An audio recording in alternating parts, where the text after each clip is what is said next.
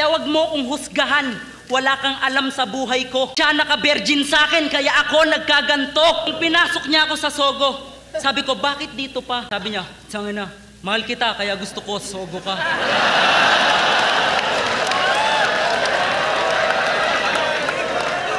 Alam mo ba, sa buhay ko, ayun ang pinakamagandang chapter.